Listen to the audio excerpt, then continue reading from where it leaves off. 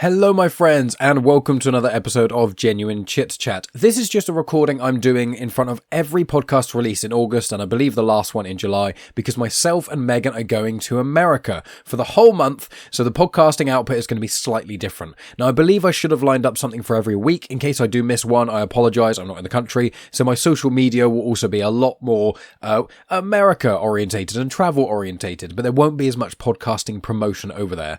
But fret not, you should still be getting loads of content. All Patreon supporters are going to be getting one episode of Afterthoughts every single week, so I think I've already lined all that up already. But also on this main feed, you're going to get a Clone Wars conversation this month. You might even get two. I'm going to aim to release a monthly M&M as well, and then there's probably going to be like a couple of little bonus things, a bit of Patreon stuff, maybe a book review, that kind of stuff. But I'm basically recording this one intro just to release on the start of every episode I release while I'm away, just so you guys are all aware. So, thank you for your support as always. Like, subscribe, share, talk to your friends about this show, and if you are a newer listener and you haven't gone through the back catalogue, this is a great opportunity to do so. And if you're not already subscribed on YouTube, please go over to that, because obviously you get video versions of the vast majority of conversations I have, and more importantly, everything is in playlists, so you can check out every Star Wars conversation I've had with certain authors, and otherwise you can check out every conversation I've had about religion and spirituality, or world and exploration, or the weird and wonderful different things that don't really fit into any categories. So YouTube's a really, really great place. That's youtube.com/genuinechitchat. But you can find me on any social media platform at Genuine Chit-Chat for all of the stuff that I put out.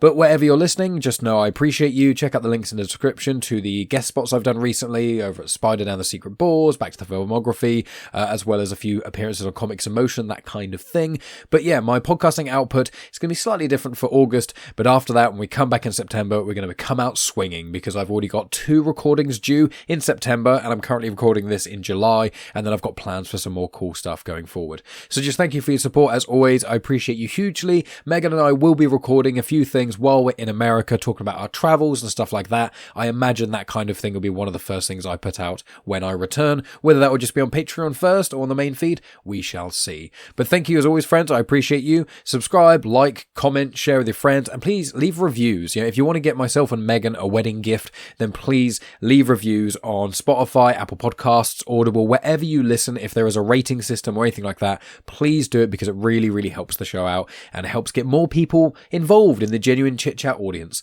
So thanks again for listening. I appreciate you hugely, and I'll talk to you when I return as a married man. And we are here for another episode of Clone Wars Conversation. So thank you all for tuning in. Now, if you haven't joined us before, myself, Maff and Dave go through each episode of Star Wars The Clone Wars, the series that started with a movie in 2008, I believe it was, and continued all the way through to 2020 with a little hiatus in between. And so we've been doing seasons in chunks and things, and we're slowly starting to split up the seasons more and more, because there's just more and more episodes we really want to talk about in depth. So this is Season 4, Part 2. We are tackling episodes 11 to 18, and then the last 4 episodes we will be tackling in the next episode. That will finish off Season 4 for us. But the journey is extra fun because I've seen all the Clone Wars a couple times. Dave has watched it all once before, but Maff has never seen these before. So if anyone's questioning why we're not talking about future episodes and things like that, that's why, because we don't want to spoil it for Maff. So, friends, we're going to delve straight on in here. So we've got 3 parts to talk about. We have got the sort of slaving arc, which is the first 3 episodes 11, 12, 13. That's kidnapped, slave to the Republic, and escape from Cadavo. That is about a Zygerrian, which I used to say, but it's apparently Zygerrian, even though I think Zygerrian sounds way better. A Zygerrian slavering. Then we've got the one-off episode of Friend in Need, and then we've got the last 4 episodes, which is the Obi-Wan Undercover Bounty Hunters arc. So let's kick this off. We'll do it in chronological order, but I know that all of us are chomping at the bit to talk about the Bounty Hunters arc, and I really want to talk about a Friend in Need. So we may not talk about the Slaves arc quite as much as the other ones, because we're all excited to talk about the rest. But the Slaves arc, so it's 3 episodes. It's about Zygerrian slavers who hate the Jedi for ending the Zygerrian slave trade, which seemed to have happened a very long time ago. I'm not exactly certain when, but it's quite interesting. The Republic stopping slavery in certain times, and then they go to Tatooine like, these slaves over here are fine. Anakin, his mum, Don't worry about that. Slaves are okay. But what this episode does, you've got Ahsoka going undercover as well, and you see a colony of Togruta. Now, Togruta are normally from the planet Shili, but they are currently a colony of 50,000 on Kiros. And so Ahsoka has a connection to her species, the Togruta. Anakin has a lot of bad feelings towards Zygerrians because obviously he has a lot of emotional connections to slave and slave trade because obviously he was a slave. And then obviously you've got sort of Dooku involved towards the end there as well. So I'll go to you, Dave. I know you said that you can't actually remember that much about these episodes, which might actually be a tell of the quality. Ratings-wise, they're fine. I don't think they're that bad. I just don't really think they stand out that much personally, apart from the odd moment. What do you think about them? So I did say that about 120 seconds ago, and I was just zooming through the episode now, and I was like, oh, it's that one. Yeah, I remember now. So I've recalibrated my mind and back to my thoughts. So in terms of quality, I think this was not great again, but I did appreciate the fact it's not a Monster of the Week type format, so there is a longer form of storytelling over several episodes, and you could see kind of what they were going for. I thought it was interesting to, like you say, the Republic have sometimes, we've abolished slavery, and then yeah, it's all right over there though, isn't it? It's further out, it's in the outer rim, so they do what they want. And it's one of those compromises that empires kind of make, empires/republics, sort of fucking same, really, isn't it? So I thought that was interesting. And of course, Anakin's own feelings towards the whole trade, and again, what we're really seeing with some of these what I would think of as the main line of the Clone Wars story is that descent of Anakin Skywalker. So for me, I think this, although I didn't find the episodes that engaging, that interesting, I thought for that it was helpful. It was another step along the way. Another crack in the armor. I almost feel as well like there was quite a bit of Star Wars feeling to it as well. And I don't mean all of the recent, when I say recent, everything like Next Generation onwards, so whenever that came out in the 90s probably, but the original Star Trek series where you get Captain Kirk and he goes to a foreign planet and suddenly this, green or blue or something lady of the alien species is completely wet for William Shatner, I mean, the fact that she has the hots for Anakin, I don't know, it just gave me that old school Star Trek vibe. So yeah, that was my takeaway. I did wonder if the Queen was going to get mentioned in this. There's some interesting dynamics there. But Maff, what did you think of these 3 episodes? Right, my first issue is, and it's this happens an awful lot, and I don't think people ever really kind of address it. So they go to the planet and they land on, I'm assuming, the capital city, and that where apparently the entire population lives, because this seems to happen so often. It's like they landed the perfect place. Unless they crash land, and they're always the most opposite place they could conceivably be. But if they land themselves, they're exactly where everything they need to find is.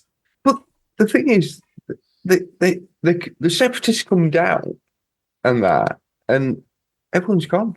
Everyone's been kidnapped. It's like so you're basically taking the entire population of a planet, and I mean, we see them later on. There's about 20 of them, and it's just, this is where sometimes you kind of feel that I could understand it if the planet had been enslaved, and maybe they'd kind of come down and they was taking over certain areas of the planet.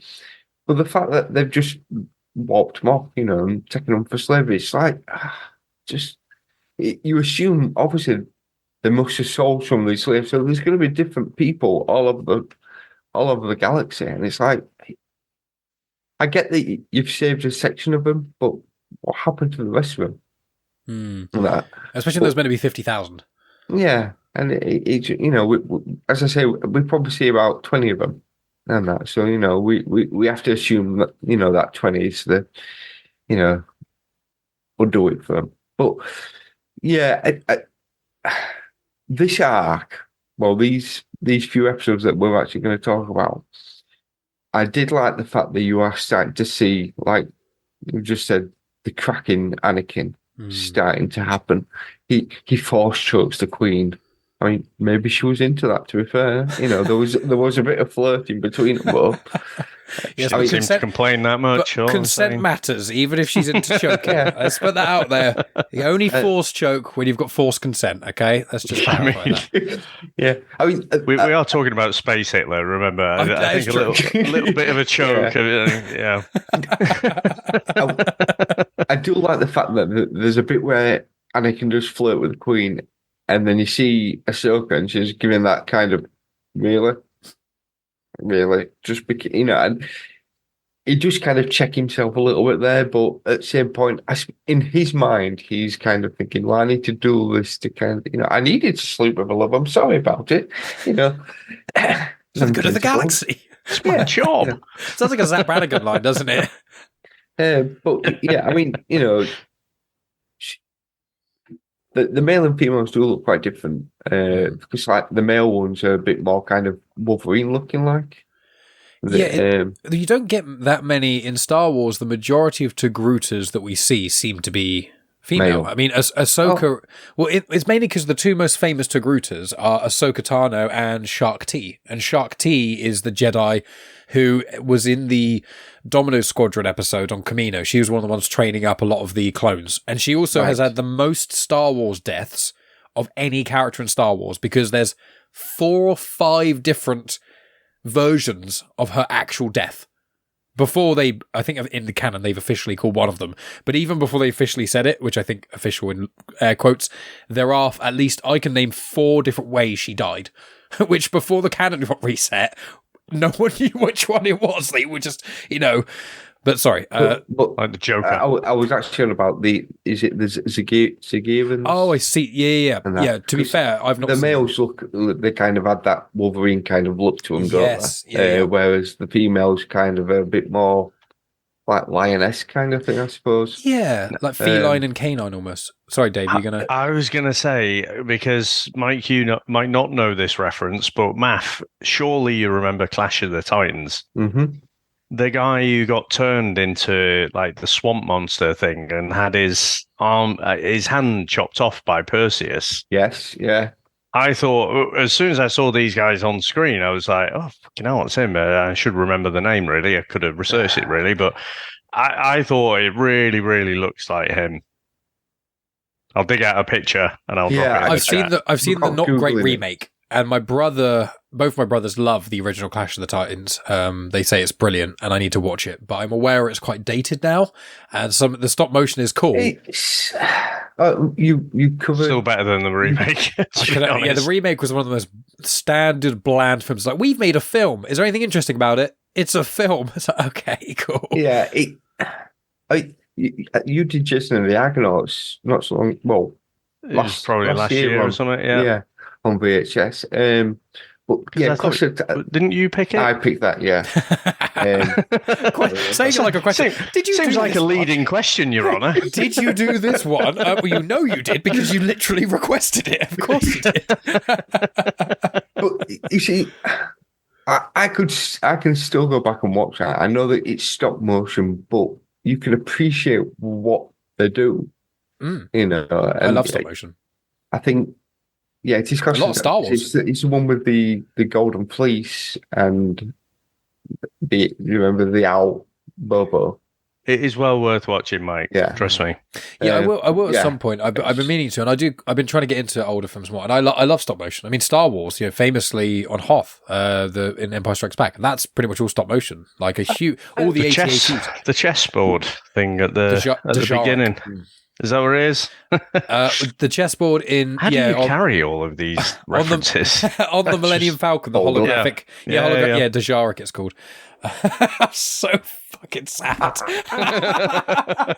I wonder if You would think I'm getting married in a couple of years to someone who's actually really cool. If you and Megan don't work out, I'm sure that will woo the ladies. Oh man, who doesn't love me talking dirty Star Wars talk to them? Oh man, it's worked so well for the rest of my life. Oh wait, no, it fucking hasn't. Sorry, Maff. The Zygerrians. I don't even remember what the question You're saying that the males and female. Oh, go ahead, Dave. I've dropped the picture in the chat. If you have a quick look, I'll just for our listeners. Oh yes, yeah. Okay, right. I see. It does, doesn't it? I am sure the animation was modelled from that. Yeah, you can kind of see. Yeah, I don't necessarily disagree with you there. I'll try and remember to put up an image on the video version. An image will have just popped up of what Dave sent us, which is good fun. I'll say I will come back to you, Maff, then, but I'll add a bit more. So with this episode, so essentially you've got the first bit, which is them kind of finding out what happened, and I found it's very convenient that all the bombs just get destroyed by a lightsaber cut, and you think, oh, it's a really specific cross lightsaber cut. No, they just a lightsaber cut anywhere on these bombs, just slice it. And I'm like, that's just okay, fine. Suspension of disbelief. Lightsaber slashing seems to open doors and control panels and close doors and control panels and burn holes through things and disable bombs. It's just like, okay, whatever, the magic. It's like Doctor Who's sonic screwdriver. Yeah, sonic screwdriver. Yeah. I was going to say it's like shooting something. Shooting something can get whatever outcome you want. That can do all the same. It can open doors. It can close doors. Yeah, I heard someone try and rationalize it, which is the idea that if a door is open and you break the control panel, it automatically closes and vice versa. And I'm like, that's just very, very convenient because therefore there's no locked doors in Star Wars ever because everyone's got a blaster. You know, you just shoot it. But that was the first episode. Second episode is when Ahsoka poses a slave and Anakin flirts with the Queen.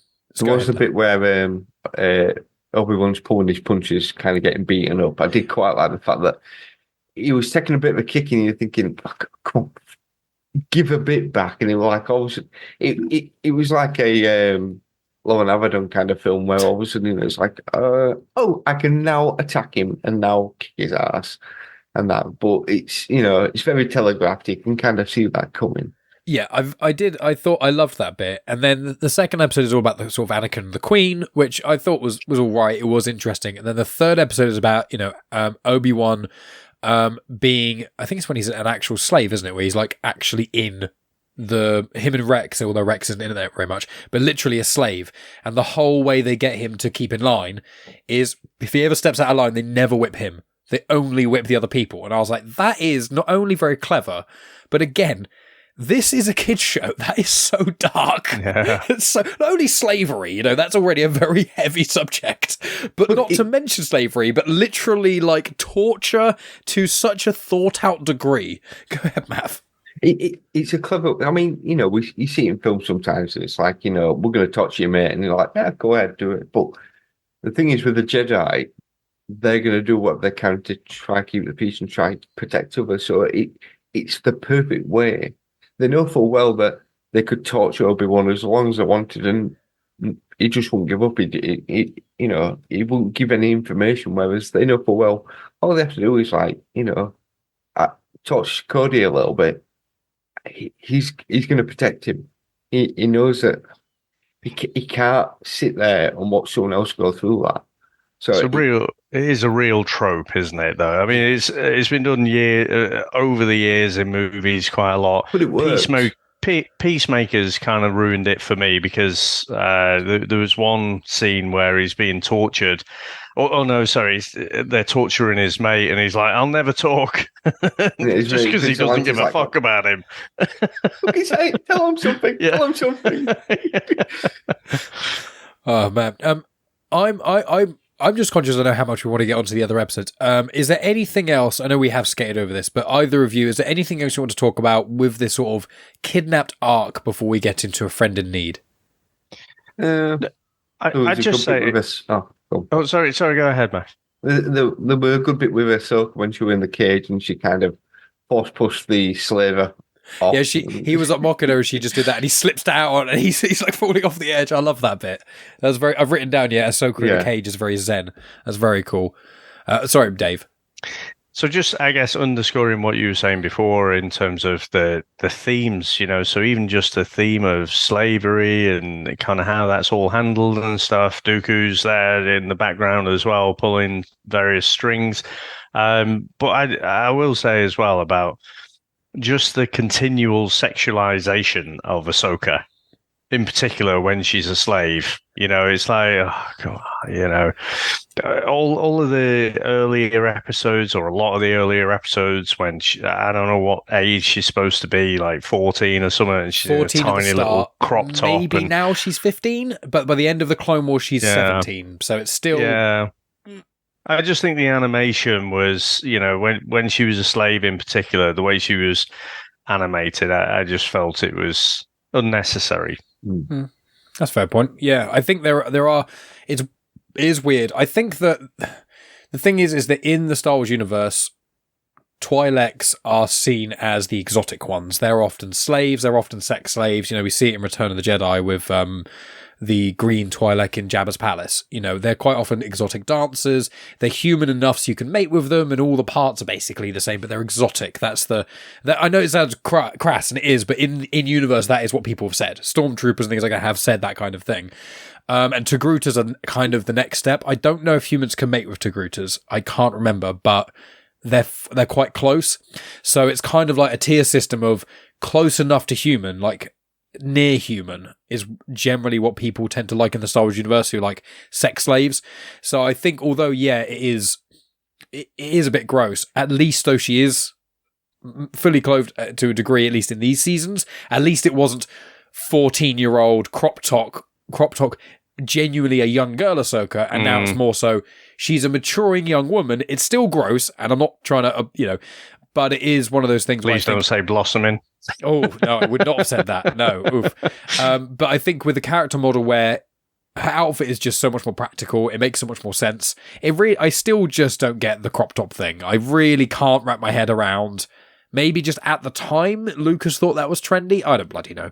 But well, Lucas was discussing with Steven Spielberg for Indiana Jones, the relationship between Indy and what's her name, his love interest in that first Raiders of the Lost Ark movie, Marion, yeah, and they were trying to make it a bit vague, but they were basically pointing back to when she was 15. Yeah, that's what the discussion was. Like slaps him at one point.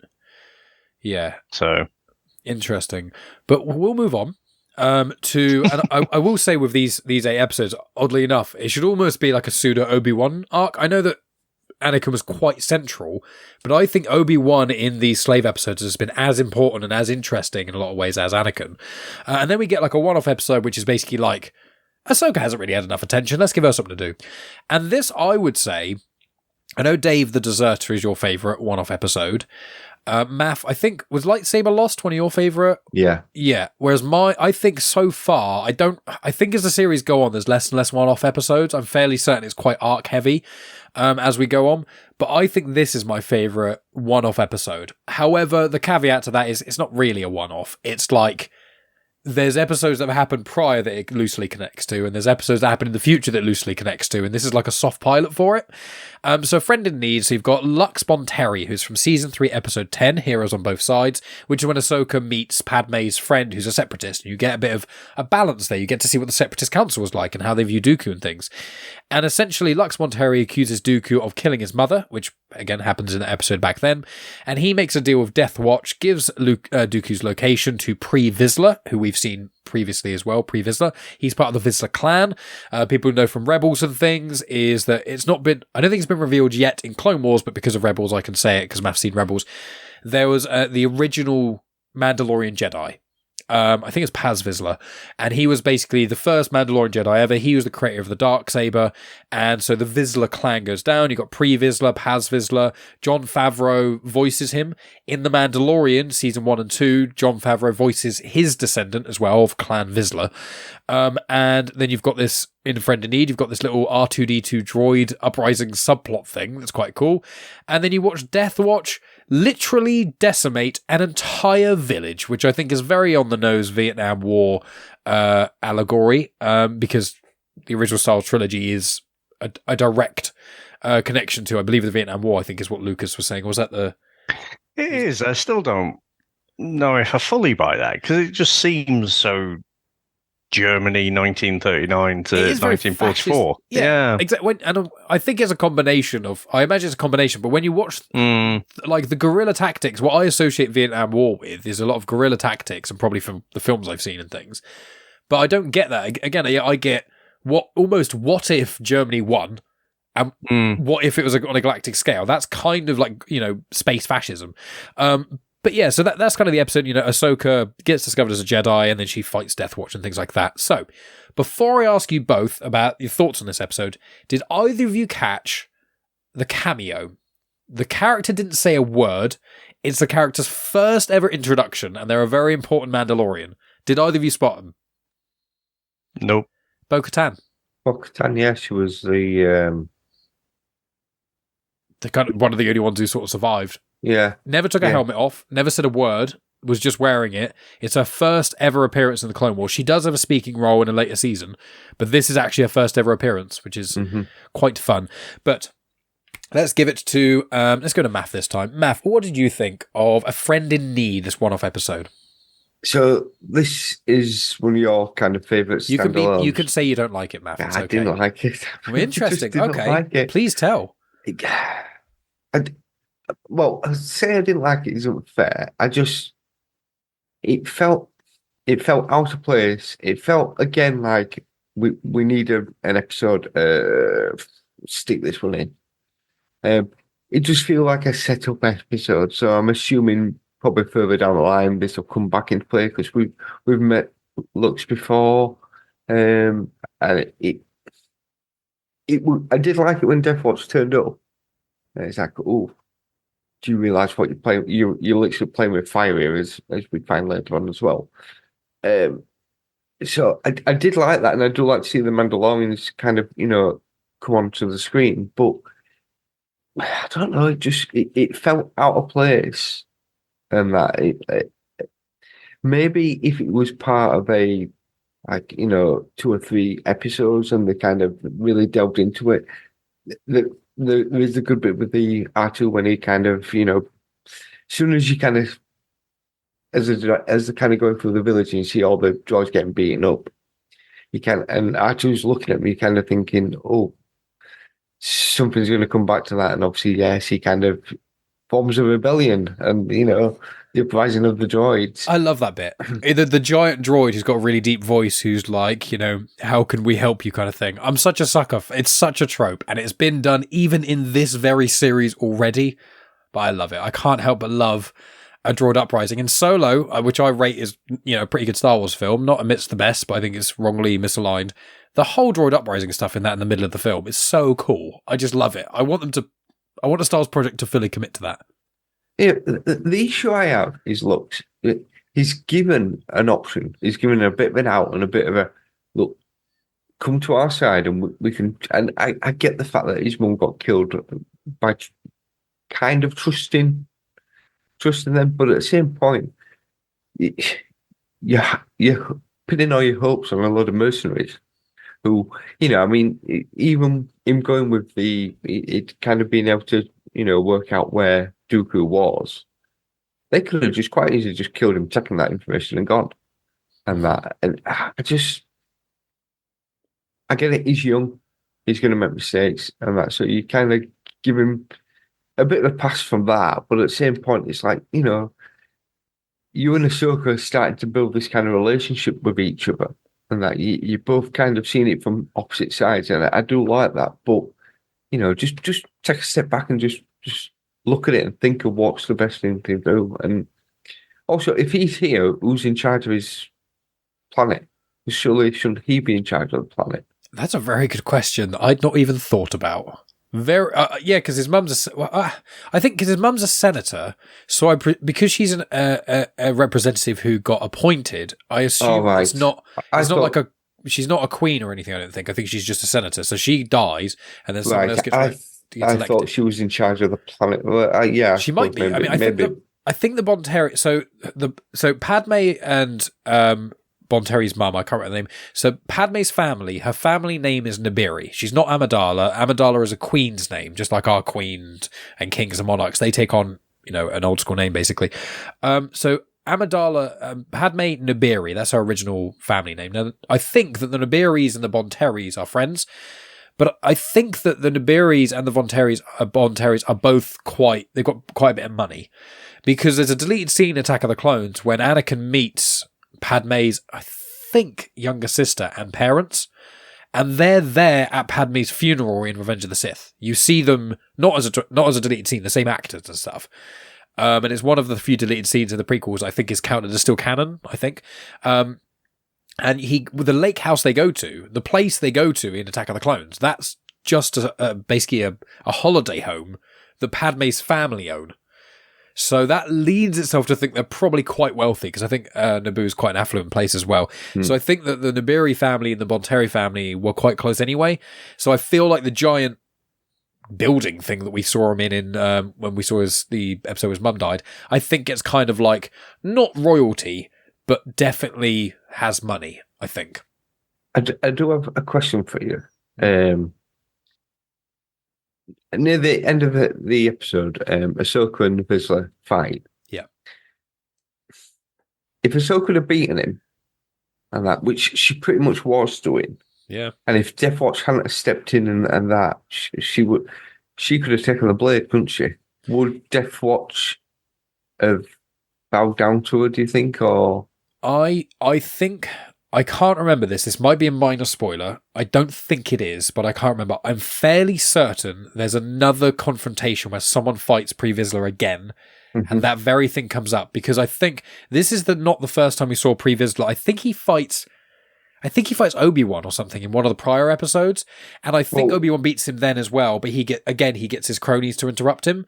I'm aware that Maul has the darksaber at one point. Yeah. So I'm assuming he must fight him at some point, whether it's in clone, whatever. Can't reveal. Look, I know Maul's coming up. All right, you don't know how much or how little, though, do you? But I know Maul is coming. But as I say, I'm aware that Maul has, because I think in Rebels that's how it makes its way to back to Mandalore, because Ezra finds it on Malachor, I think it is, which is where one of the best episodes of Rebels happens, and then he takes it back, gives it to Sabine, and then she gives it to Bo-Katan. Well, that Malachor wanted Dathomir. No, so Dathomir is where the Night Sisters are from. Malachor and Korriban are two of the Sith homeworlds. So Malachor is one of the Sith. Is that where the ghosts were? Is that where what? Sorry. It was like all green, and Ezra had to go in, and the ghost was attacking him. Yeah, so that's Dathomir, as in because in that where they kind of found in Rebels, I believe they do go to Dathomir, but that's because I think that Maul takes Ezra there. And then Kanan and Sabine pursue, and they get possessed by the Night Sisters, who are undead. I'm just getting mixed up. In Rebels, in the season 2 finale, when we get Maul introduced into Rebels, that's on Malachor, because that's where the giant pyramid thing is. That's where all the Inquisitors fight. And that big machine that almost kills Ahsoka and Vader, that's a Sith device that's almost like a planet killer. Because they're all about making planet killers, because they're unoriginal. So a lot of very similar names, and to make it more confusing, there was Korriban and Moraban, and Moraban was the original Sith homeworld name, and I think it was, and then Lucas went, I actually don't like it, let's call it Korriban, or the other way around. I'll double check it, but Lucas, or was Moraband and Korriban, because Lucas just didn't like the Legends name for it, so he changed it. But no, it's lore dump on you. Yeah, sorry. Never apologize. Getting it mixed up. There's probably a lot of people with the same or similar questions to you, and I like answering them because it flatters my ego. Dave, I've got to bring out the Dajaric board at some point. Dave, what did you think of the episode of Friend in Need? Did you share Maff's thoughts? Were you more in the middle? Do you think what I think? What are you thinking? I think I'm probably more in the middle. I must admit, I'll bring it up again, that I have not found the perfect formula for our little project here on how do I tackle watching these episodes. Because I'll finish our conversation. I'm super hyped, and I think, right, I'm going to get ahead. I'm going to make sure that I, watch everything, and then particularly if I'm not bought into the episode, I'm like, I don't know what notes I'm writing. It's just not worth committing something to notes. But and then I kind of tail off. And then at some point, you guys will pop up on the messenger, and I'll be like, "Oh shit, I've got to fucking watch. I'm behind." And so, so basically, I got to this episode, and I was like, "I got a fucking clue what's going on here." Could you message me so that I missed something? Yeah, that's it. Genuinely, again, I wasn't trying to be funny. It was like, I completely lost it. I think I might have to watch the whole thing again. Hence our earlier conversation. But then you said, "Oh no, it's a one-off episode." I'm like, thank fuck for that, So I literally thought I'd just lost the plot and couldn't remember anything. Once I'd got past that, because I think that was about halfway through the episode or something, when I messaged you, there was a bit that grabbed me, and that was when Deathwatch were torturing the kind of slave droids. And I thought it was massively brutal. And all I can remember really in Deathwatch is that whenever I've seen them, they haven't been that scary, really. They haven't been that brutal. Or certainly not as brutal as that. I always think that, guys, why would you call yourself Deathwatch? Just call yourself something else. Because, again, it's like the X-Men. They used to call them the Brotherhood of Evil Mutants. And then they kind of rewrote it so Magneto was a bit more kind of sympathetic. And it's like, it's the Brotherhood. Are you sure? Because you did say you were the evil mutants. But so anyway, I just feel like it wasn't until this episode that they really warranted that name. And you did see that they are an absolute bunch of fucking arseholes. It just, and again, it did make me think. It grabbed me. It resonated with me this episode because it gets you thinking, well, everyone who is on the side of, let's say, the righteous, who, the side that you want to win, are they 100% good? And, the side you want to lose, are they 100% bad? Or is it way more grey than that? And, generally we're kind of rooting for Deathwatch, particularly with like Bo-Katan and stuff like that. But with this episode, you're just like, you're a bunch of fucking see you next Tuesdays, aren't you? So, I thought it was haunting the way, because again, you're obviously seeing droids, but these droids in the Star Wars universe have got personalities. They are people. So, it was quite brutal. And when R2-D2 goes into the forest and they're basically asking to be helped, I thought that was as haunting as the previous, the arc that you mentioned, Maff, earlier. It was as haunting as that. So, yeah, I thought it was solid. It's like that thing with the clones and that. I find a lot of the episodes where we kind of focusing on the clones are really good because you were getting the person. They're all. I mean, I can't remember what it was now. You two were talking the other day on on a Acolyte, I think it was, and Michael was making a point, and you turned around and said, "Yeah, but the clones, they're all different. They're all from the same DNA, but they're all different." The twins, yeah. Yeah, with the twins. It's just. And I know with the battle droids, it's Roger, and that's it. And, they are kind of all the same. But you do see other droids like R2-D2 and the wanky C-3PO.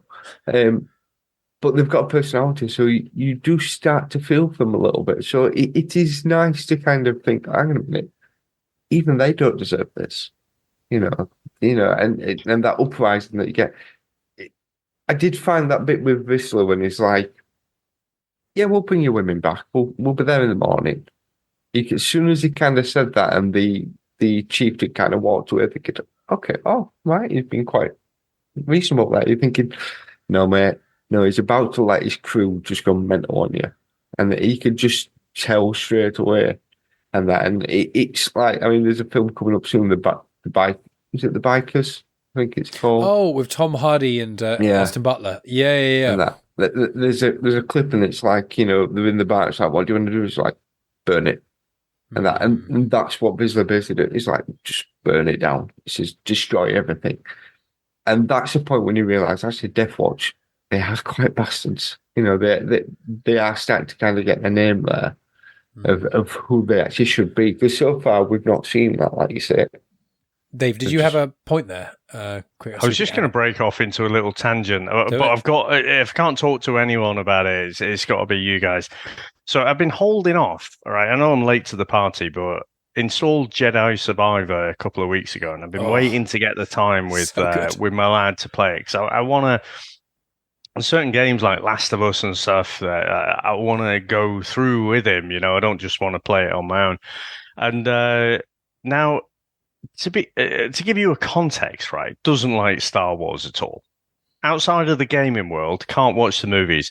He was literally in tears. I dragged him to Rise of Skywalker, and he was crying. And I had to get him a slushie to like shut him up. He was crying, and then when we watched it, I was crying. But you know, it was role reversal. But basically, he hates Star Wars, like the films and stuff. And we get to a certain bit, and basically you were introduced to the droids, and they're walking around like, Roger, Roger, as you just remind me literally there of it, Matt. Roger, Roger. I don't. Oh, this is such an easy job, and he starts laughing hysterically at the droids, and I'm like, you know, like the droids are just slightly up from Jar Jar Binks for me, and I'm like, are you fucking kidding me? What the fuck? What are you laughing at? There's no fucking funny. It's a droid. Roger, Roger. Whoa. You know? Megan loves that, to be fair. Megan loves saying Roger, Roger. He genuinely was crying, laughing. So, yeah, I'm like, interesting. I might have him yet. I've not quite given up on him, but I think that might be an in. That's their little personality. The thing is, because they're all genetic, put my teeth back in, that kind of gives them that personality there of, you know, when you do see them on screen, although they all, I mean, all the clones sound the same, but they all act differently. They've all got, you know, different mannerisms, to be fair, whereas the battle droids are very much Roger, Roger, and that interaction between them both of like you say, oh, this is an easy job. Oh, look, there's a bomb there. It's, I don't know what it is. It's like from an old, you know, comedy sketch of like, you know, should we deal with this? It'll be fine. And all of a sudden they get blown up. It's like Carry On, isn't it?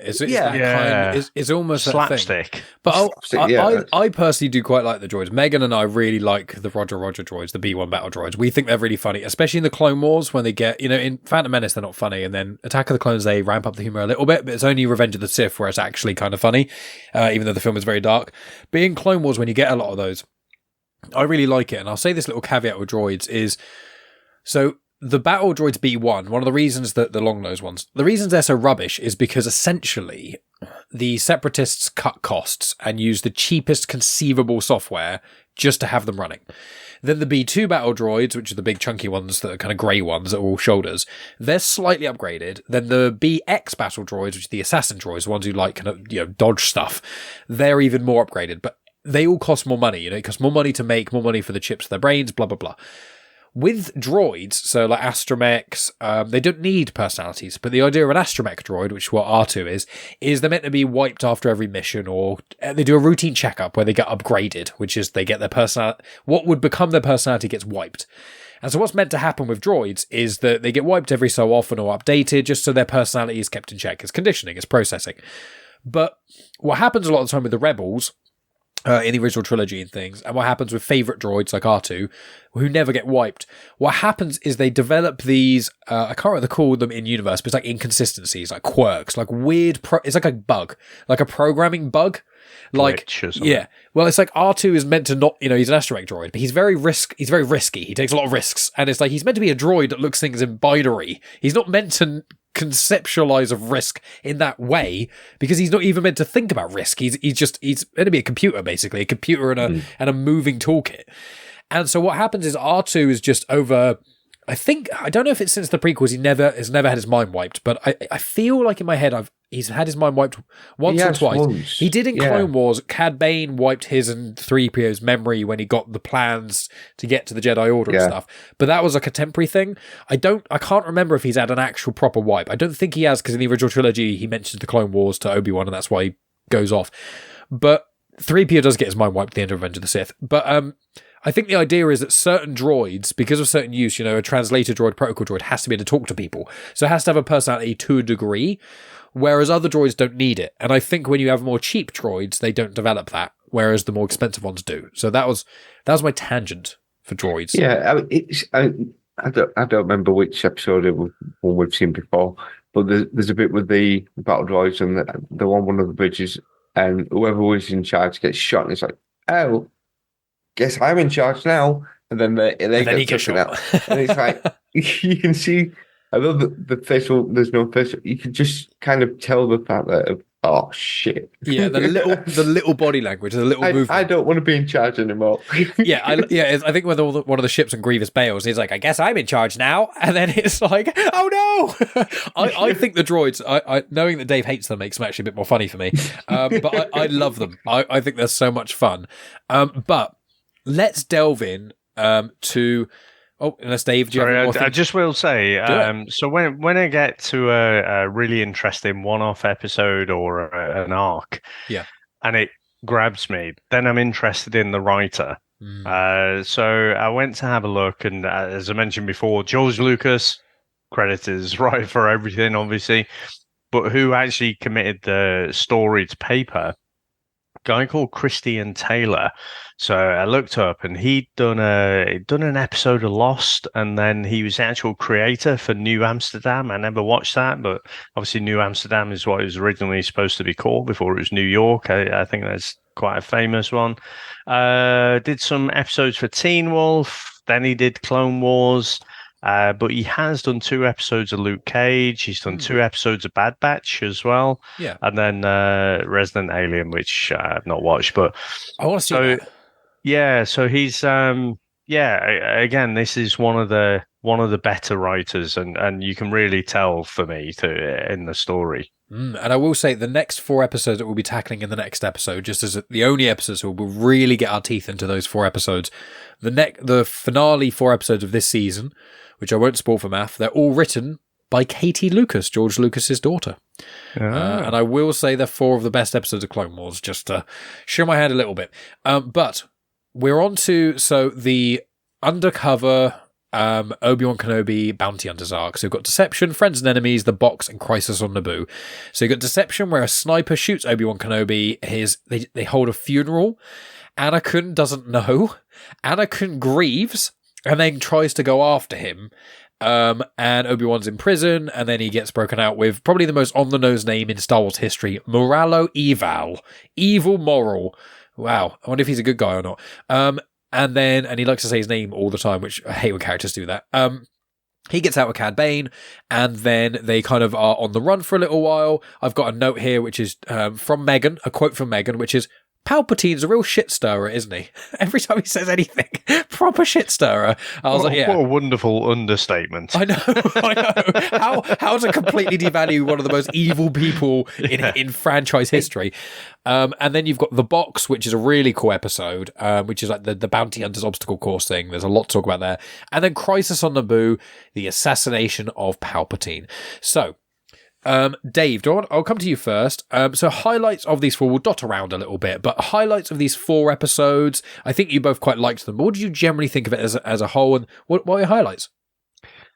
So I think the first thing is, having been through the series once, but I did binge it. And the problem is when you binge stuff, you sort of forget a lot of it. You don't have time to digest and think about stuff. So what I do like about this project is it kind of forces me as well to stop and actually think about stuff. So, when this one started, when Obi-Wan steps out basically right in the firing line. I'm thinking, the fuck's going on here? Like, you just misjudged this, or I'd completely forgotten the whole kind of plot. And then, he seems to be killed, and it's like, well, okay, that's obviously not right, but everyone's acting as if he's dead. And then it gets to the point where it's like, okay, the Jedi Council have got this plan, but they're not telling Anakin. And you're like, oh, this is another, what we've talked about, these little subtle clues about, well, why, Anakin's linear descent into to the dark side. But this is a fucking massive jigsaw piece, right? In that, that really makes him, it really makes him question. And you sort of, maybe you want to do a lessons learned after, and I'd like to speak to Mace Windu and say, what about this made you think this was a good motherfucking plan? You know what I mean? It's just a terrible, terrible idea, and I just didn't get it at all. And I guess the trope of taking someone else's personality, we've seen it in sci-fi many times over. Total Recall is one that comes to mind, but Face Off, yeah. Oh god, I need to go back and watch that. Yeah, take his face. Megan's never seen it, so I really want to show that. It needs to be on VHS. You need to do that. On VHS. That is one of those where I think it was the first time I really saw Nicolas Cage slightly unhinged. I'd seen him in stuff before,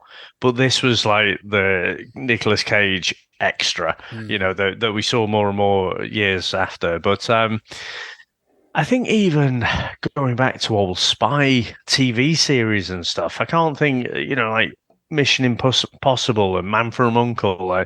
I'm sure you've seen things like that before where people, the actor is just very clearly a different actor, and then they just go, there's a bit of camera trickery, and it's like, oh, it's a mask all along. So yeah, it felt like one of those old spy thriller, those Cold War spy thriller type things. And then I wasn't sure where it was going. And I'm like, they're really working quite hard to change his personality. But this guy with a very royal pronunciation kind of English accent, he puts a voice changer in. Not only does it change the kind of tone of his voice, it changes his accent as well. It's like, okay.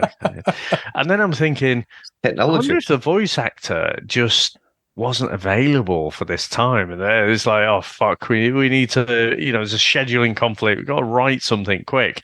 So I was having all these weird kind of thoughts, but I thought it was okay for a lot of the arc. Right. I thought it was okay. It's like, Obi-Wan undercover. It's like they're trying to prevent this assassination plot, and the interaction with Cad Bane, and I like that idea that bounty hunters don't really trust each other, and they're willing to sell each other out, if it comes to it. And obviously Obi-Wan's not really he's not really used to operating like that, although I did like when he he sort of did that thing again. You're like, I think this should be an after school cartoon. That's mentally where I place it. So I used to come home from school, watch a bit of something like Cities of Gold, or Droids was on, or Ewoks, or something like that. And that's the this level used to be on Cartoon Network after school. That genuinely, we used to be an after school special. This show, right? Okay, up to this series actually, and then it got bought out by Netflix. But sorry, continue. But they're in prison, and Obi-Wan, disguised as the other guy, the shark dude, comes over to him, and then he has to play Big Bertie Big Bollocks, doesn't he? So he's being potentially bullied, and then does the old fork in the hand. What I did like, so straight away you're thinking, oh fucking hell, this is like Shawshank Redemption stuff. This, but then so up to that moment you're like, God, this is really adult. It's like dealing with life in prison, and like you've got to if you don't stand up for yourself, you're going to be someone's bitch at some point. This is what I'm thinking. And then he stabs the shark's hand, and then the shark's like, oh God, I don't believe it. So it very quickly changed back to a kids show again. But But yeah, so there were moments and stuff, but I thought it dragged out. I think they could have done it in like 3 episodes or something. But it was just a long journey to get to a payoff, and when it gets to the payoff, then you're like, holy shit. It's almost a post-credit scene. It's like there's a split in the first or second episode.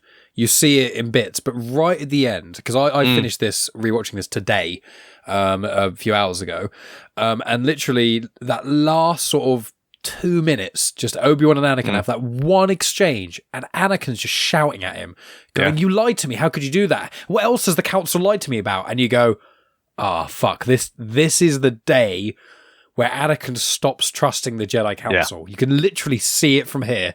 Yeah. It absolutely is. It's the episode. It's the moment where he can't trust his big brother. They're saying the brothers. He can't trust him, and he can't trust the council as well. So what's he left? What's he left with? Ahsoka, Palps, good old Palpatine, and Padme. Now you've mentioned Palpatine. Because it's not very clear. Did Palpatine know the plan? Yeah. So basically from here, anything Dooku does of any kind, unless no. What Mace and Yoda had planned. Oh, I see. Okay. Of Hardeen. No, they were communicating with him. I'm sure Palpatine was in. I thought they were informing Palpatine about the plan. I wasn't sure how much he knew that it was Obi-Wan. But I thought they'd communicated the plan. That's how I interpreted it. But Palpatine was very, very deliberate. He was saying, the threat's over now. I only need Anakin Skywalker. And if you don't trust that, you should have a bit more faith in young Skywalker. And I was like, oh, you fucking bastard. You've literally set this up. You've set it up perfectly because he's going to be left to be the only one, and he wants to see him up against Dooku. It was brilliant. Yeah, because really good. There's a great bit when he's cowering in the corners, Dooku's doing the lightning. It's like, and then Anakin gets in there. And Anakin, there's several times you see Anakin kind of go dark in this, but you just see that facial expression of Palpatine go, "Got him, I've got him." And you're so right. These episodes here is a bit where I know there's, Megan says about Mace, is he the reason why? No, watching this is a point where you see Anakin kind of he's been dark, he's done dark things, but this is a bit where it's like so much changed. And I won't be surprised going forward if you see more of that slip. Because,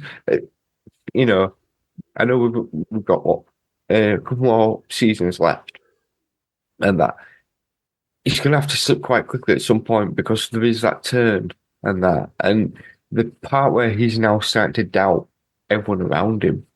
Who can he trust? Who is actually being truthful to him? And that, and I just, there's certain little bits in this which you can see and you think, oh, this is dark. I mean, there's a bit in the prison that I say when the riot kicks off, and one of the troopers says to the other one, the trooper says, "Turn your weapons from stun to kill," and it's like, what? A minute. Surely you should be stunning them, but no, let's kill them, kill the prisoners if you have to. And it's like, hang on a minute, this is a kids program. Surely, let's just stun them. Let's put them back in the prison. It's like, no, we're going to kill them off. And that's the point where you start thinking, hang on a minute, this is going very dark. And then it kind of leads on to more and more. And you start to see that slide of Anakin. Well, Maff, please tell us a bit more about your thoughts, because I enjoyed this arc. I'm probably in between you two now because I think this is a brilliant arc, but I think the second episode, Friends and Enemies, could be completely wiped. Aside from Anakin force choking the Ithorian barkeep, which is brutal because he's just an innocent guy. He literally lifts him off the local ground businessman in front of everyone, saying, "Tell me where they are right now." And it's like, fucking hell.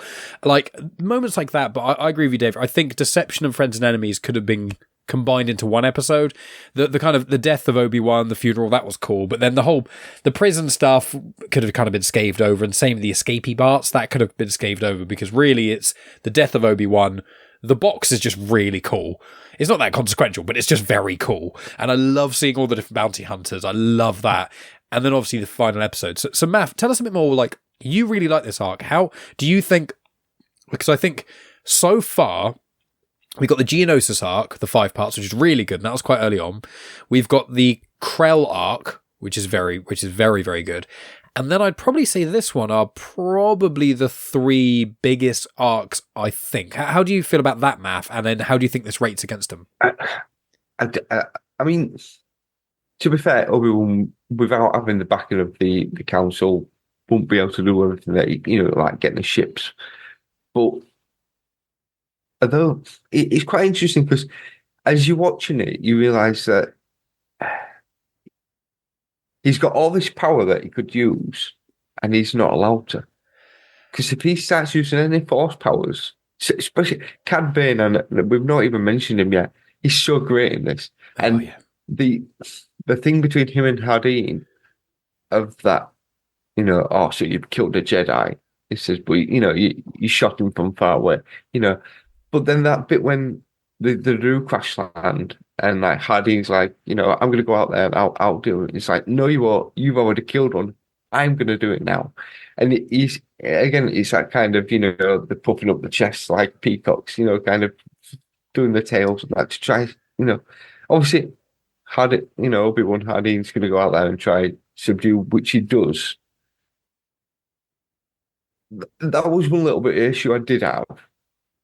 All these force users, surely, when you're in vicinity of another force user, it is the telltale signs of, is there a way that you can tell there's the force sensitive? It's something in Legends and canon that's different, but it's one of those things. Depends on the writing. To be honest with you, yeah, it's a really weird one, because the argument is that the Sith learnt to mask their power. They managed to, and this is primarily from Legends, the Sith learnt, especially when because they kept losing against the Jedi, especially when the Rule of Two came in. Bane said, look, we need to hide ourselves from the Jedi. The only way to do that is to mask your Force strength, basically. And it's alluded to in the canon, but confirmed in Legends, that Palpatine did that from a young age. Then Palpatine, by sort of chance, gets found by his master Darth Plagueis, which, again, it's a book I would really recommend, audiobook or book. It works really well with the canon. It's phenomenal. There's like 2 tiny bits that counter, but it works so well. And in that, it's basically explaining how Palpatine started from where he was, how he never got found by the Jedi, and then when he's in power, how on earth did they not catch him? Yeah, so that book quite goes obvious. When it comes to the Jedi, when it comes to masking Force ability, they don't really explain it much, because, Dooku mentions he's like, something about Hardeen seems off. But you're like, I feel like, this is kind of a cop-out answer, because Vader couldn't sense it in Leia either. I feel like what it is it's obviously energy, and I view it almost like heat, whereas like, that person's warmer than usual. Is that because they're just like, they are maybe they're force sensitive like Maz Kanata is, where they have a bit of intuition, not necessarily a force user, but when you use the force, it kind of radiates off you. So if you're using the force to force push, then an energy, like people around you can sense it more. That's maybe like sound would be a good way of doing it. Like there's a low hum of the force, and the more you use it, the louder the hum goes. That's how I interpret it, but I will hand up. I can't really apologize for Star Wars on this one. It is very, very vague, and I think they've intentionally done that because where Disney have come in with the canon, the mess that George Lucas has left from the original trilogy, the prequels, and this, there is no consistency at all. The thing is, we're nitpicking at sci-fi.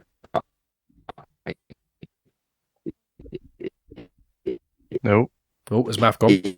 I think so. Sorry, Maff, your signal's going a little bit. Be what it wants to be. Oh, I think we're getting back. And time out. Right, am I back? Right, your video's not back. I think I can hear you. There you go. Say that again. Right. So from when I said, there's the plot holes. Basically, you're right. Yeah, it comes down to the writer end of the day, and we're nitpicking over sci-fi and that. It's same as comic books who's the strongest character? Well, whoever was writing it and however the story needs to be at the time. So, you can't complain too much. But again, Obi-Wan subdues Anakin and he kind of whispers in his ear, "It's me." It's like, kind of, I can't remember exactly what he says to him, but he kind of tells him to back off. Yeah. And that. Now, Cad Bane, at this point, Anakin's on the floor, Hardine's got up. Surely Cad Bane would just shoot him. You think so?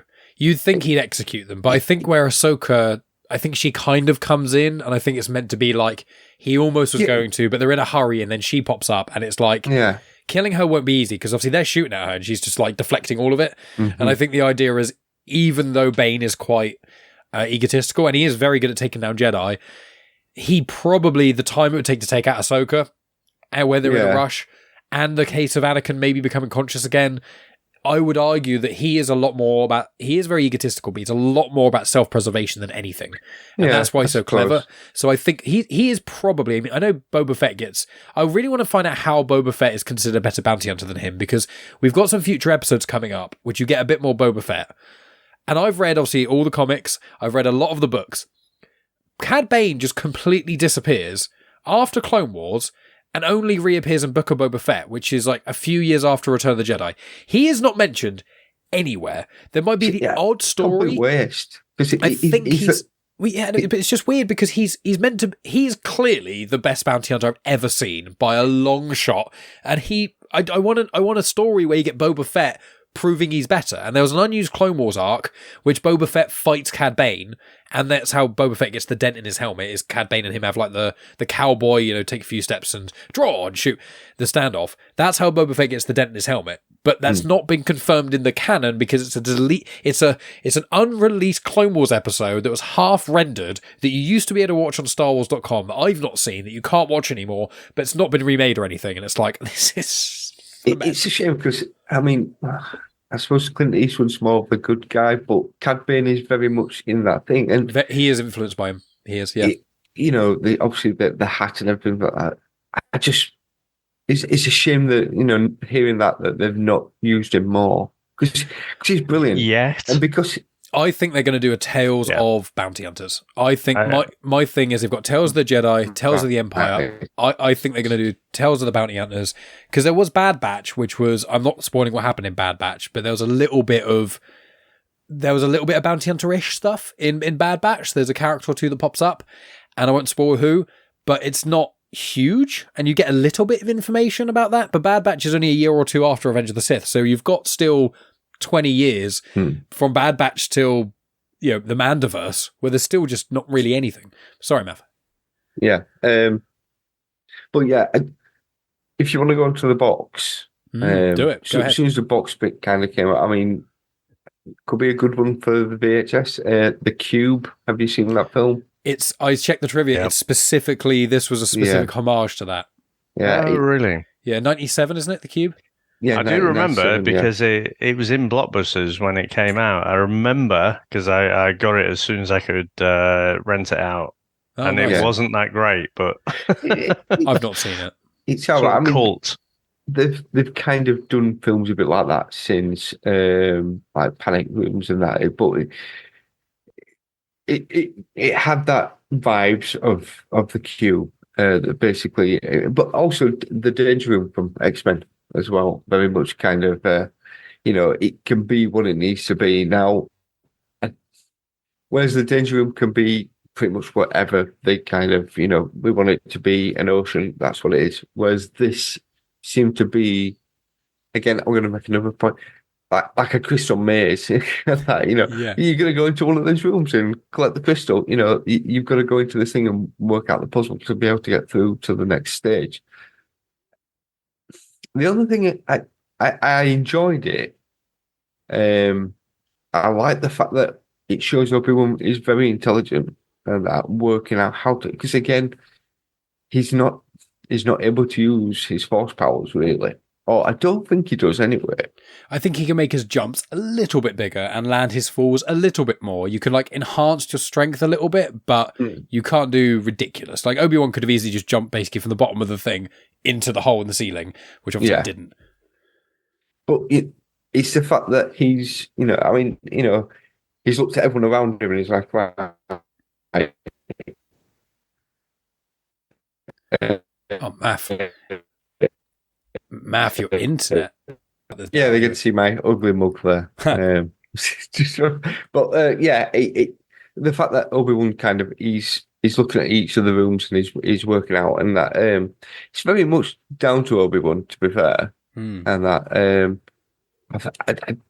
considering they kind of put Cad in charge, he didn't really do much, which was a bit of a disappointment. I thought he could have actually kind of shown why he's that famous outlaw. But I did enjoy this one.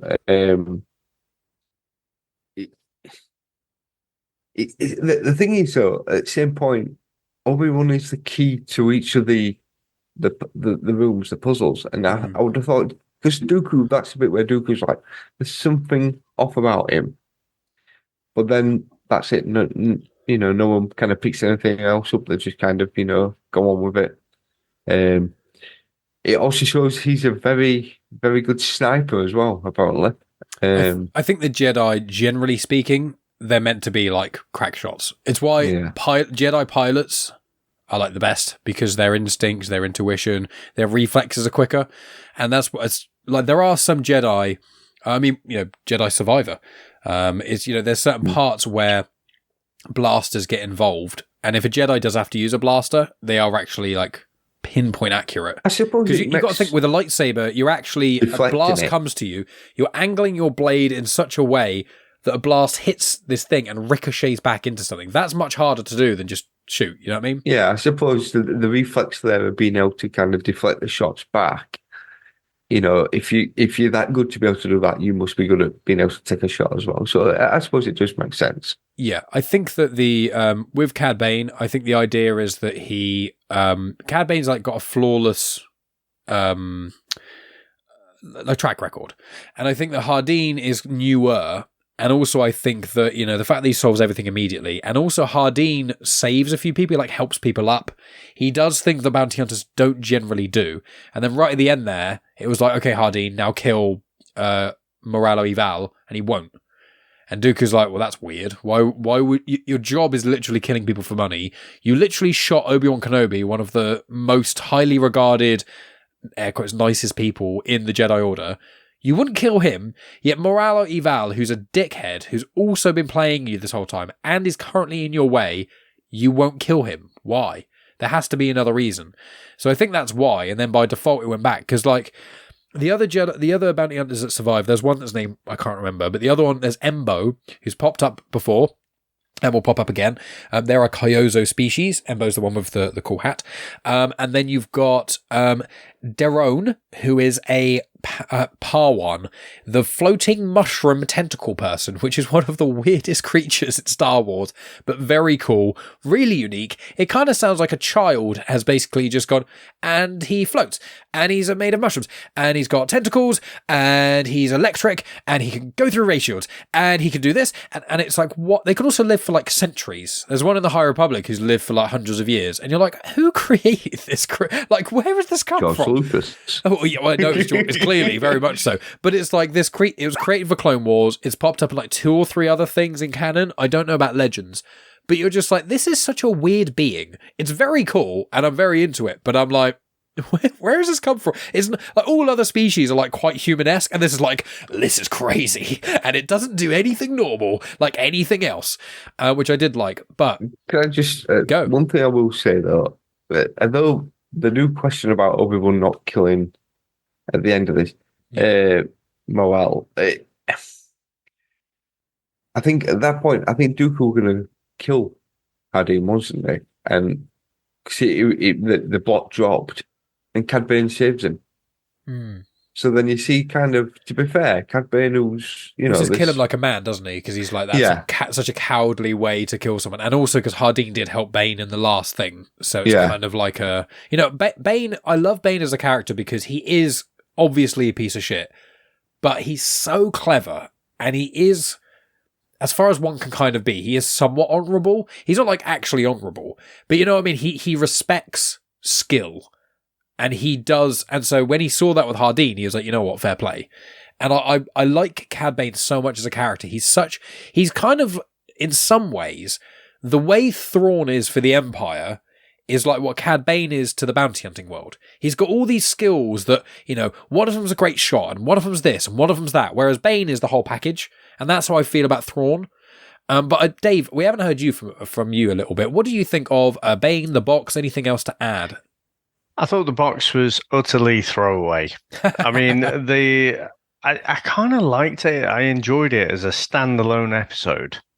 But we've seen this several times, haven't we, in Clone Wars, where they have these kind of danger room setups, and it's like, oh, something happens, and you think, I don't know about you guys, but I always think, how the fuck would I deal with that? I wouldn't have a fucking clue. I'd be dead on the floor straight away, 5 seconds later.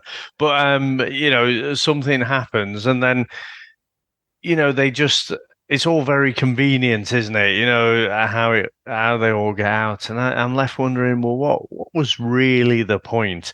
And again, I'm okay to have standalone episodes that just expand on a character, or explore a different part of the world or universe or politics, or I'm okay with that.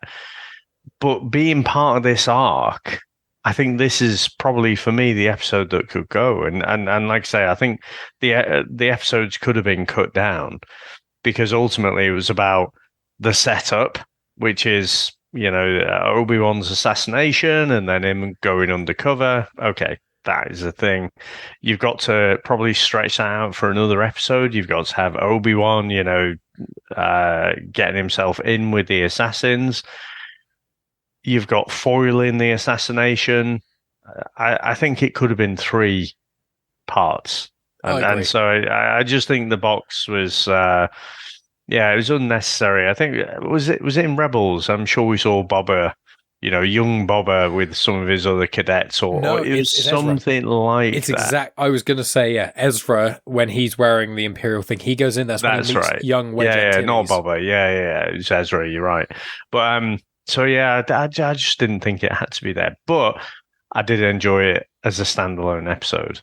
Yeah, I think the box and Friends and Enemies could have been combined into one. I mean, I thought, again, the box is a very cool episode, but coolness factor away, it didn't really add much. I mean, I think it shows that Dooku is really testing the bounty hunters for this big mission. But it is odd, because I want to ask you, as we'll start to wrap up this sort of arc, what the hell was Palpatine's plan? I don't know if I missed it. I've seen this episode more than the two of you put together, so I should know. But from at least from what I've got, if I'm incorrect here, but I've got, so Hardeen had the sniper rifle. He was meant to not take out Palps, but incapacitate him. It was going to stun him. So he was going to get taken, and then Dooku was going to take him, and I think they were going to hold him hostage for the Republic to get money. But I don't know if I'm confusing that with another arc, or if that's actually what happened. Matt, you were about to speak. Do you have an idea? This is why I asked earlier how much Palpatine knew, because I think Palpatine knew all of this. I think he was in on the plan. I think he set up the plan, and I think thing is, although Dooku doesn't know it's he knows the Emperor, but he doesn't know it's Palpatine, does he? He does. No, he does. He does at this. In Attack of the Clones, he says to Obi-Wan, when he's in the Ray Shield thing on Geonosis, he says, "What if I told you there's a member of the Galactic Senate who's a Sith Lord?" Right. And Obi-Wan says that's impossible, and he goes, "It's not. It's actually what it is." So yeah, Dooku knows.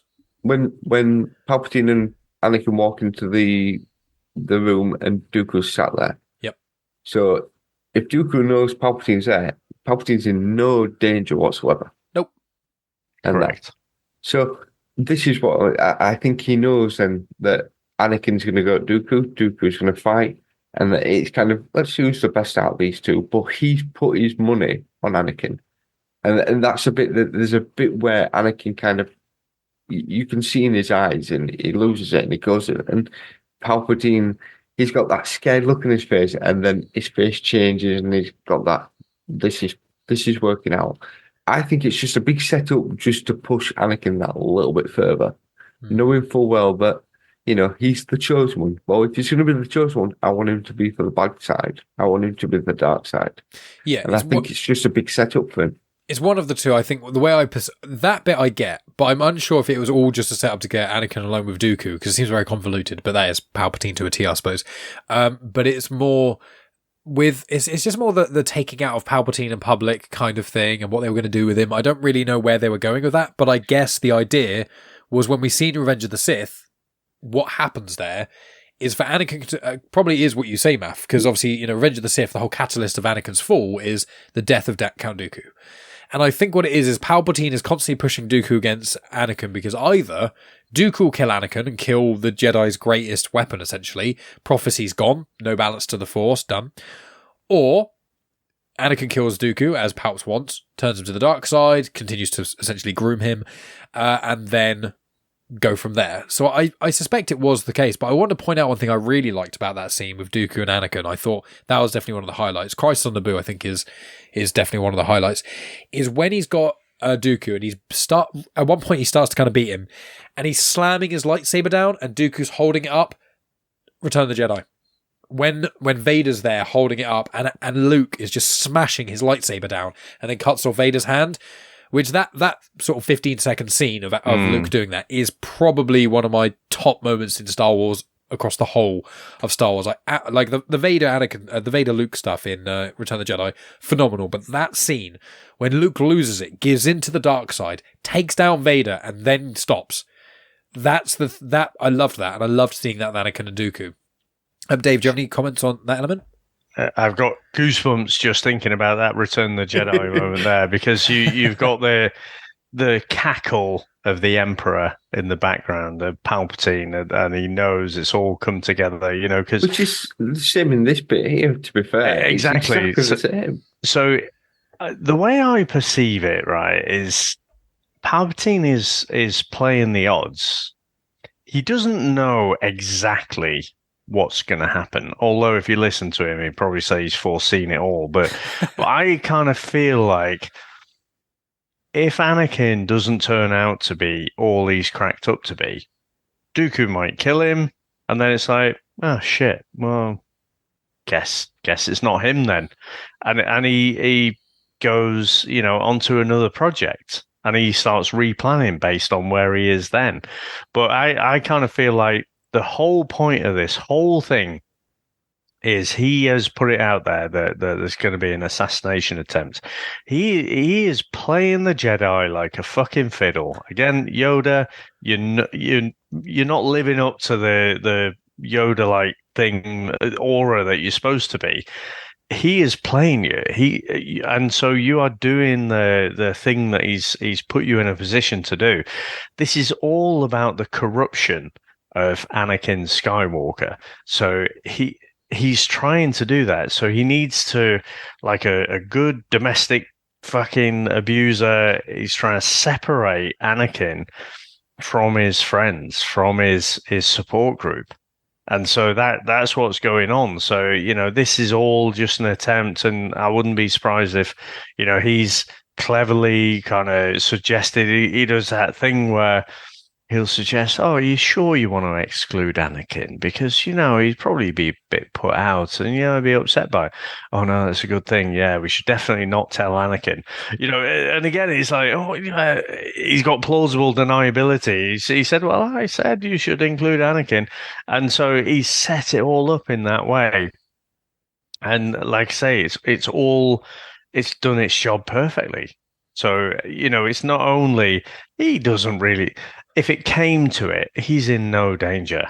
He's the badass motherfucker of this galaxy. And so he's just, he's under no threat. But he needs this young prodigy to fulfill his potential. And that's what that look was about. Again, for me, he's playing the odds. And when he starts to overpower Dooku, and Dooku's kind of holding him back, but then you can see Anakin is starting to make ground, and you see that little smirk. It's like, oh, this is happening. Anakin's slowly getting there. Every time Yeah. Anakin fights Dooku, he gets better each time. Anakin Exactly. is number one attribute, and same with Vader, is the survivability and the adaptability. Anakin can adapt to a new situation like that. Obi-Wan can't as well. Obi-Wan takes time. He's a planner. He needs time to think. Now, in the box, to be fair, Obi-Wan did a good job. But that was a task meant for lower people than a Jedi. So he's already got to step up. But Anakin is so adaptable. That's when any situation is like, oh, I've got a plan. It's like, well, the plan won't work. And it doesn't matter because Anakin can just kind of do anything, which is what the Jedi hate so much because he always succeeds.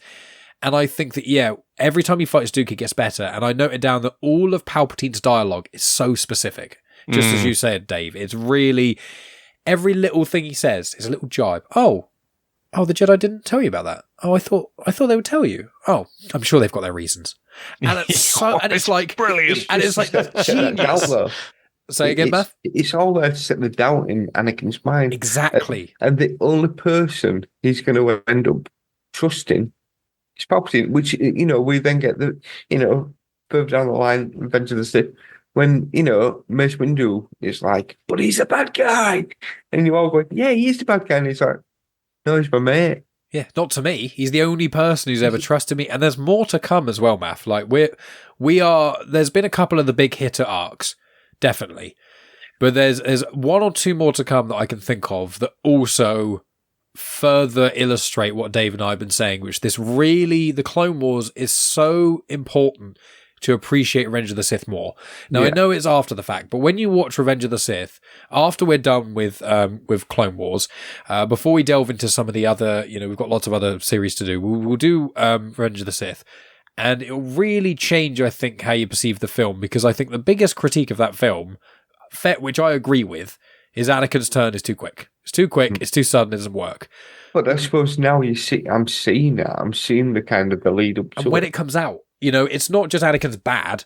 There's moments where he veers into the dark side and nothing bad happens and all the results are good and he gets what he wants. He saves the person. He saves Padme. He saves, he force chokes Poggle the Lesser and tortures him. Gets how do you get those brain slug things out by freezing them. Saves Ahsoka. Saves basically everyone. So it's all about he gets in these critical mass situations. And his only thing is like impulse adaptability. And he does something the Jedi wouldn't want him to do. And it works. And over and over and over again, in a war as well, not to mention PTSD and trauma and all that stuff. And obviously, that there's also stuff to come. There's reasons why Ahsoka isn't in Revenge of the Sith. What are those reasons? That's a big thing as well. I do have a question. Yep. It's mentioned very briefly. Is Palpatine from Naboo? Yeah, he's in Phantom Menace. He becomes a senator, doesn't he? No, but is he originally from Naboo? Yeah. All right, born on Naboo, raised on Naboo, came from like a wealthy family. In Legends, I think he kills his dad, but I don't know if that's canon. That kind of sounds about right. Yeah, because Padme says, "Welcome home, senator," and I'm like, "What?" I didn't know he was actually from Naboo. Yeah, as far as we know. Assumed he was like Coruscant or something like that. But no, you see in Phantom Menace, he's just a politician on Naboo. I think he's a senator. I think he's the senator of Naboo. So he's like the MP of Naboo. And then when Chancellor Valorum is called out for being corrupt and rubbish and the crisis on Naboo occurs, that's when Padme Amidala, as a queen who has a seat on the Senate, as a representative still, because she's the queen, she basically gets to say in the Senate, look, you're basically rubbish, Valorum. We need someone else who can actually do something. I think that Palpatine should. And then Palpatine gets raised. I think Bail Organa gets his name dropped, I think, in Phantom Menace as well, as one of the possibilities. And then someone else. And then Palps becomes the Chancellor, and then it just kind of goes from there. Yeah, because I can remember that bit when Palpatine's like, oh, you think I should be in charge? I suppose I can do it. It's not like it's I've been planning this. So for decades. amazing. if you really want me to do it, yes. Oh, go on, it you is can a twist me heavy out. burden that I will take. Yeah, it's I will with a heavy heart. I will take on this extra power, and I'll give it back as soon as I need to. Cut 3 years later as the Emperor of the entire galaxy. But we need to start to wrap up, friends. So, any final words on this sort of part before we get into plugs? Maff, any final things we haven't touched upon for these 8 episodes, or anything else you want to add? Just it keeps getting better and better, and the fact that we've stopped at 18 and there's 4 more episodes, and that now I know you said that they're quite chunky. There's quite a lot to talk there, but I've seen one of the screenshots that I know someone's going to be in there, and it's like just rubbing my hands together to kind of see what's going to come next. It's exciting. I know we've got to wait a couple of weeks before we can record, but I can probably see me watching these a couple of times. Yeah, and I will say season 5 is the big boy series.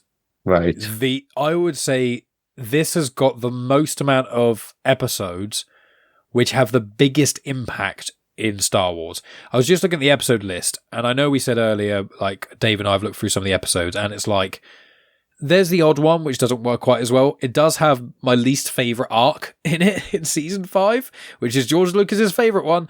But aside from that really weird arc, this has got 3 of the biggest arcs in Star Wars for me. So it's the next season, which we're not quite there because we're going to be doing, the next 4 episodes of its own little arc thing. But season 5, when we get there, very, very big, very heavy hitter episodes. But Dave, is there anything you want to note before we get into plugs? So I think, first of all, just cheers for figuring out the arcs that we're going to break this up into. I thought it might be like Aristotle's arrow, where the closer we get to the end, we're going to chop it up a little bit more, because we blasted through season 1. It wasn't terrible, but, it just gets better and better. I still think we're at the point where it's very, very lumpy. In my mind, when I think of season 4, I think of the Krell stuff, the clones and we discussed before. It resonates with me. But watching it this time, I was a bit lost in different points of this season. But that last episode where it all comes together, and actually the interaction between, you mentioned it before, Anakin and Obi-Wan, because Mace Windu can go fuck himself, right? He's not in Anakin's inner circle. He wants to be accepted by Mace and the Jedi Council, but to be betrayed by his brother, that was the kicker. And actually, I hadn't appreciated the first time around as well. Obi-Wan needs to have a fucking word with himself, because he needs to take some responsibility for that as well. He knew the plan. He knew what they were going into. He said that's his idea. That's the fucked up part. So he said that they needed Anakin's reaction. You're right. Yeah. It was in that whole back and forth between the two of them. You're right. I kind of forgot that, but yeah. So absolutely amazing. But again, I just some of the episodes are just so throwaway. Yeah, and a lot of this season, I'm like, I thought season 4 was great in my memory, and it's because I remember the highlights, and the highlights are absolutely amazing. But there's so much filler as well. I'm like, okay, and I know it does get better and better, but yeah, that's kind of my feeling. It's just reinvigorated me again, and it's great to have this discussion. I'm loving the fact that I was thinking we might get a little bit further along, where my awakening was basically that it makes Revenge of the Sith better. And I thought we'd get a little bit further on, but it made me happy that Maff was just embracing that fact as well. But I sorry, think, I'll just very last thing. I'm remembering back now because when we started off with Phantom Menace, and we did Attack of the Clones. And I remember thinking, "Oh, a bit of Revenge of the Sith next." And then it's like, "Oh no, we're doing Clone Wars." Oh fucking hell! That is a slog. I was rubbing my hands for that, but I have to pose the question in the middle of Jedi Survivor. I mean, do we do that? Do we do that story? Because that's after, the whole Order 66. It's about 9 BBY or something like that. I can't quite remember. Did you play Fallen Order out of interest, Dave, as well? Yes. Okay. But I didn't. I thought it was okay. But for me, Jedi Survivor is a different level. I agree. Without trying to, how far into Survivor are you? A few hours, aren't you? Yeah, a few hours. So it's literally this weekend. So no spoilers, please. No. That's what I had to be careful with what I kind of said. There's a lot that happens in Survivor. Yeah. I will say what we'll do is, I think what we should loosely do is this year we'll kind of finish Clone Wars and stuff. Or we may not be able to because we're going to split up the episodes a bit more. And looking at season 5, I think we're going to have to split that into 3 or 4 episodes, probably 4. And I think as we're developing and we're getting more into the depths of things, and we're no longer saying the same kinds of things. In the first few episodes, we were all kind of saying similar stuff because you have to scratch the surface and it's a newish thing. As we get into each arc, especially in series 5 and 6, each arc has something very specific to say. And we'll need to talk about that. And I think next episode will be a real show of we can talk for an hour and a half or an hour or so about 4 episodes easy. And that's what we'll do. So I think we'll finish Clone Wars. And I know that we want to do the comic episodes about the Darth Vader comics, with Maff. So maybe we'll get you guys to read some of the 2020 Vader comics because they're on Marvel Unlimited and stuff. And then we can do the 3 batches of Vader comics to kind of talk about just Vader in comics for a bit. We can do the Jedi Fallen Order, Jedi Survivor story. We can do what was it? Bad Batch, obviously, Tales of the Jedi, Tales of the Empire, and there's a few other little things floating around. So I think we'll do this for a while. What I will say is, what shows from what you're kind of planning, the first few seasons were very much there's 22 episodes there, but they all are kind of a bit the same. Whereas it's starting to get shorter. I think it's like 20, then 16, then 13. This is 22, the next is 20, then after that is, And they're getting shorter, but I think that's because they're kind of getting rid of those few episodes that are just the filler that don't need to be there. They are, but also to ruin things a little bit is that Netflix bought it. So I can't remember if it's either the next series they didn't or the series after. Netflix bought it around series 5 or 6, and that's why they get a lot shorter. And then the last season is just Disney Plus. But I will say the next season, every arc has something to say. Right. Yeah. But I think as part of this project, we should map out the perfect. If you're just, I talked about it being the main line, the corruption of Anakin Skywalker. I think we should put I've heard you talk about it before, Mike, but loosely, properly map out what are the mandatory episodes that you have to watch. Yeah. And it might be different routes. So if you're just focused on Anakin Skywalker, it's a different route.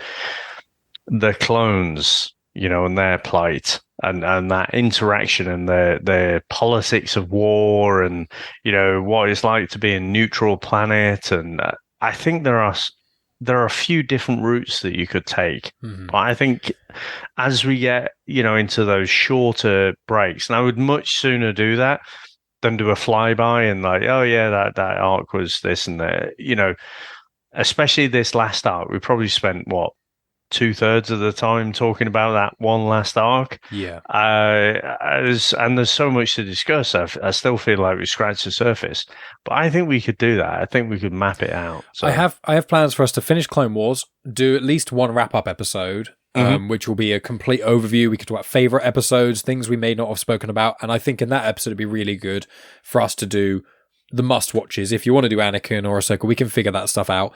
I realised the thing I was forgetting, Clone Wars wrap-up, Bad Batch, Tales of the Jedi, Tales of the Empire, Revenge of the Sith, the other movies.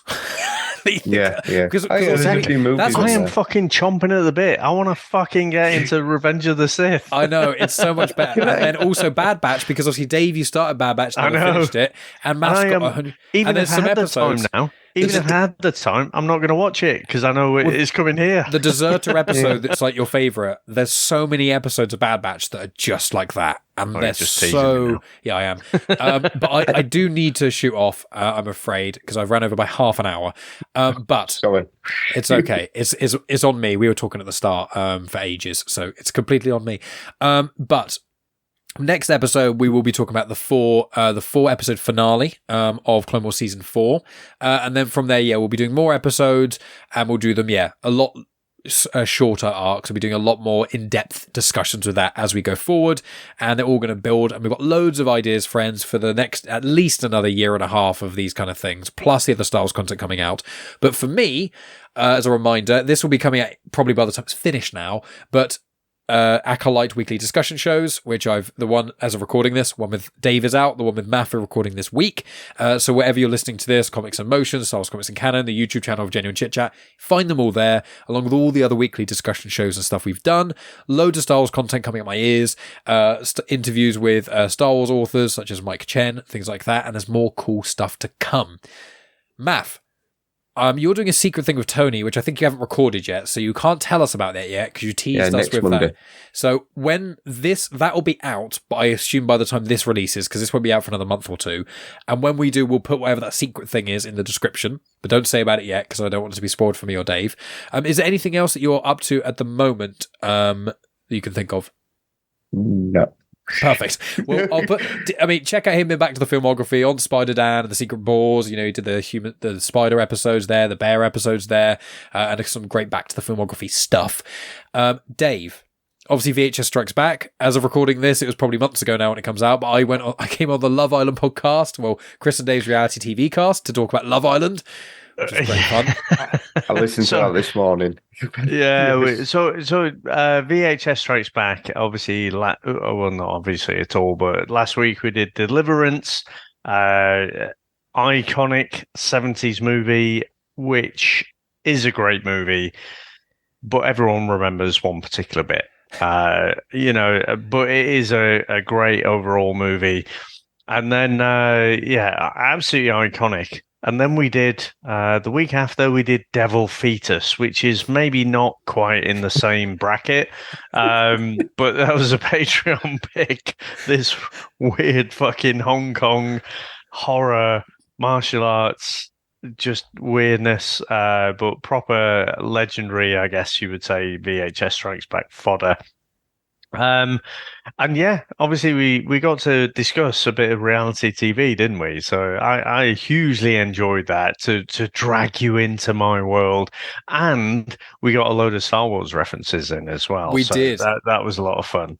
Yeah, it was great fun with Megan, and Megan and I have said we'll come back at some point, maybe the Married at First Sight thing, and if you or Chris need to tap out of your very busy schedules and stuff, Megan and I can jump in with my very hot takes.